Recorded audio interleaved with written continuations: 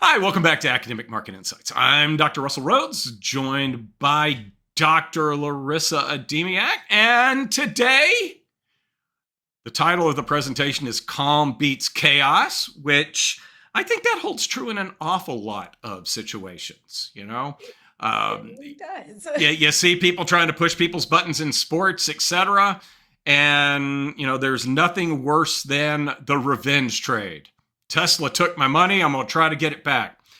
But those irrational type of thoughts, they do relate a little bit to whether you're male or female. And that's really where we're going with this today. My background's in behavioral finance, and I've always been somewhat familiar with this, but you're going to really break it down quite nicely quantitatively. I've just always blurted out, women are better traders than men, but you're going to show why women are better traders than men. And I have a funny feeling it's because women are more calm and men are more chaotic. Can we go with that one? We can go with that one. Yeah. And, there's nothing wrong with a little bit of chaos. One of my favorite quotes, I think it's Scottie Pippen said this to Karl Malone. There was I want to say it was game 6 of one of the championships. And Pippen said to Carl, the mailman doesn't deliver on Sunday. So, you, you Karl Malone. can. He And always. it's Mhm.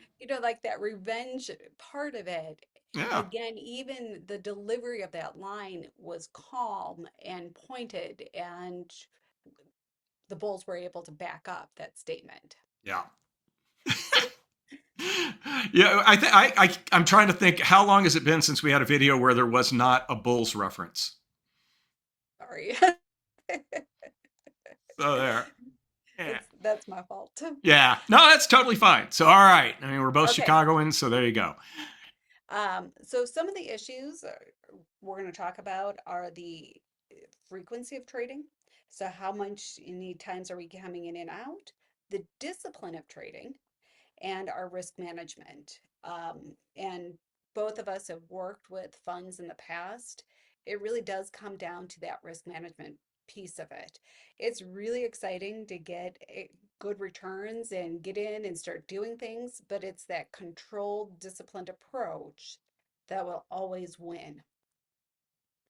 So there was a recent Fidelity report that came out, and they looked at um, 5.2 5.2 million self-directed accounts. So these are not professional traders. These are individuals who are just trading through Fidelity.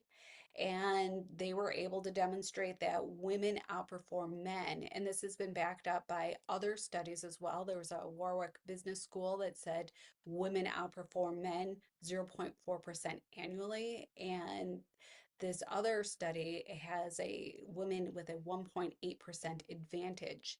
So it might not sound like a lot, but those consistent returns will generate positive Gotcha. alpha over the long run. And it creates a lot less stress. Yeah, we've talked about this in reverse, where you've talked about ETFs versus mutual funds and being charged a percent versus being Yeah. charged 0.3% and how that would add up. But that point, what was that per year? 0.4%.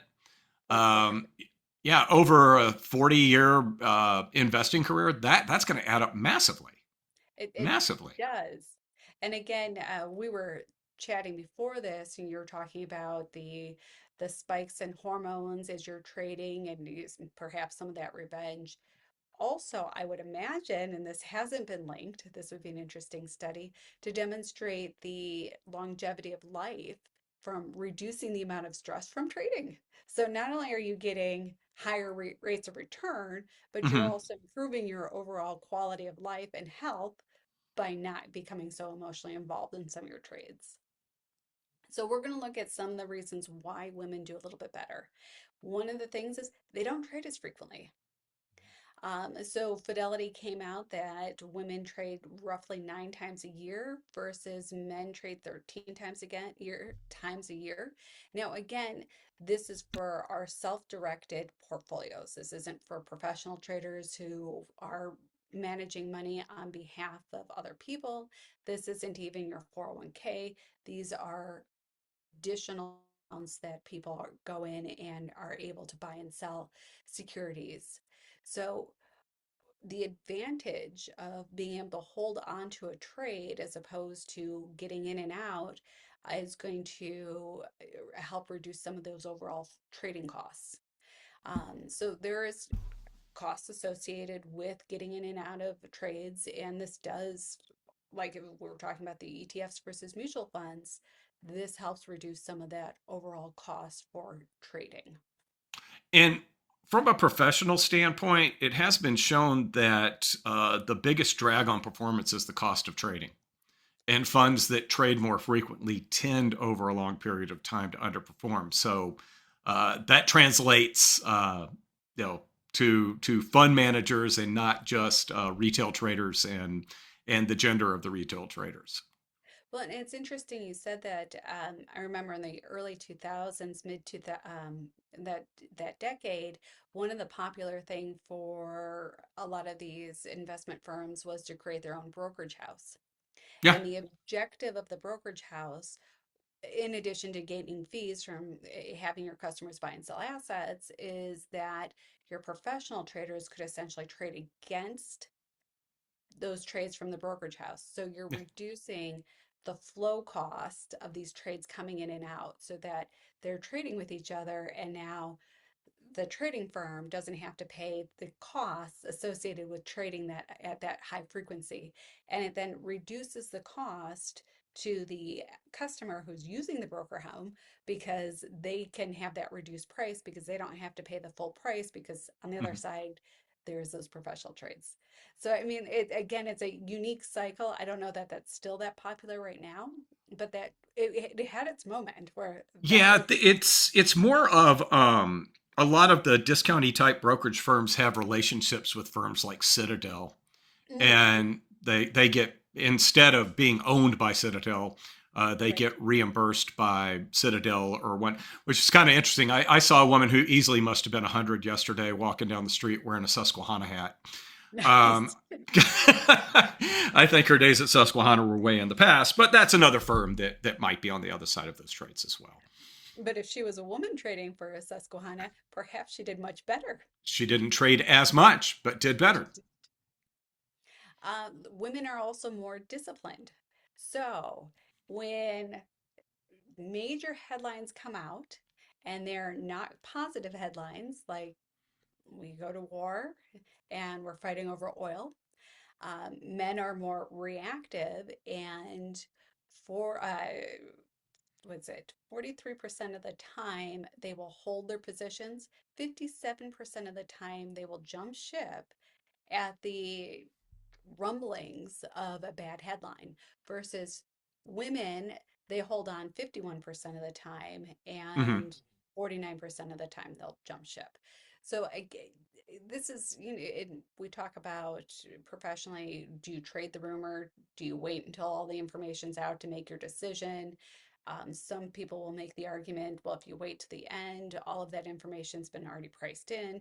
So Mm-hmm. there's lots of different ways to think about this. But again, that disciplined approach of when are you going to jump out of a trade? Yeah. And one of the reasons why I think Dr. Rowe and I like options so much, and this is probably looking at more equities, but you have that defined risk or the Mm-hmm. bottom. So if you're looking at an equity, your risk for an equity is the entire price that you paid for it. So it could be substantial.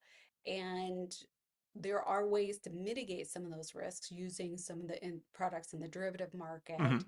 And again, or you could have, I know when was working with an equity fund, we had very specific stop losses, but they were programmed in. So this Mm-hmm. was not an emotional decision of, wow, the S&P dropped 3% today, so now I'm going to sell. It was okay, once the S&P drops by 4%, we automatically sell. We Yeah. had a very, I think it was like 8%. I don't think it was 4%.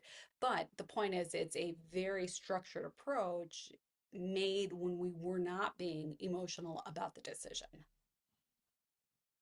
And risk management. Women tend to have more balanced portfolios, and men tend to be more speculative or put more of their assets into a singular idea or a singular position. Um, I do appreciate that in the balanced portfolio diagram, they do not include options. I personally think options are a great way to diversify away risk. I don't see them as speculative. Um, but the cryptos and the penny stocks, I will share this. My father got involved in a penny stock, and I thought, "What are you doing, Dad?"